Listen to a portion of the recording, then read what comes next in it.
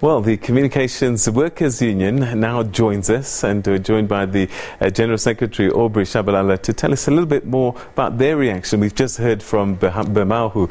Thanks so much for joining us. You must be very happy for your members at the SABC.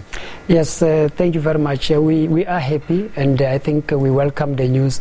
But I think most importantly, we must applaud workers of SABC, both the members of Communication Workers Union and Bemahu for their unity in a fight against this. There's no way you can water it down. It bows down to the unity of workers, and we highly appreciate that. All right, so you're saying this is worker pressure. How did we get to this point where it looks like a longer process is going to have to play out, skills audits and things like that? If you'll recall, in our protest and in our march, including our memorandum, one of the things that we demanded was this skill auditing of SABC. We said that you cannot go ahead with a retrenchment. You don't know who has this skill, that skill. You don't know what is it that you need, what is it that we have to improve on. And we said on the basis of that, it's not going to be a feasible study in terms of cutting cost of SABC. So we came to this point. I think management came back to their senses and realized that what we are saying is important, and we can work together in turning around things at SABC. All right, so the reality is that the SABC has been in deep financial trouble, and people will be surprised that suddenly that one is able to pay salaries and not do the retrenchment process. So that begs the question, was this taking off the Section 189 a precondition perhaps to a bailout? Well, I don't think that is per se, but I think that what is central amongst all this thing is that SABC, even at a portfolio committee, even with us at the meeting, when we go to a CCMA process where they brought documents, they could not justify their cost. It's like someone who just closed their eyes and said, for me to have profit, let me cut X number of the staff at SABC.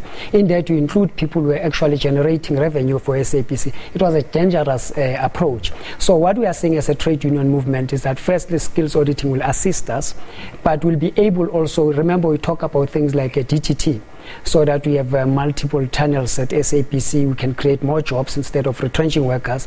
And they're also looking into a question of those who are called freelancers. How do we deal with that question and incorporate them into SABC so that we have a viable and effective broadcaster in general? So what assurances have you been given? This Section 189 is off the table. What does that mean for the full-time employees and the freelance contractors at this stage?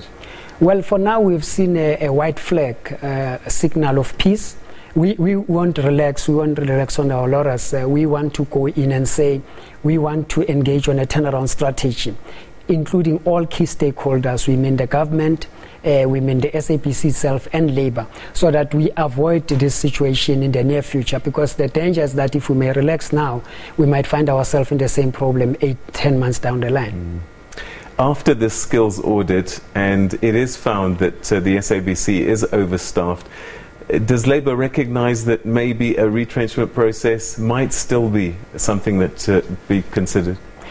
Concurrently with the skill audit, we have to look at the business model of SABC, one. Two, we have to look at the funding model of SABC, which has not been effective throughoutly.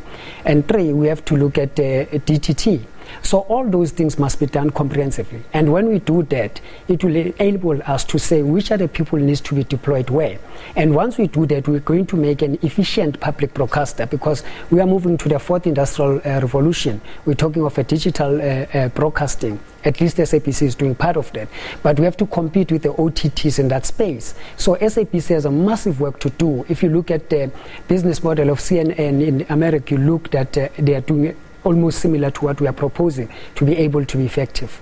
All right, so you talk about funding models. Has Labour thought about what those new funding models might look like?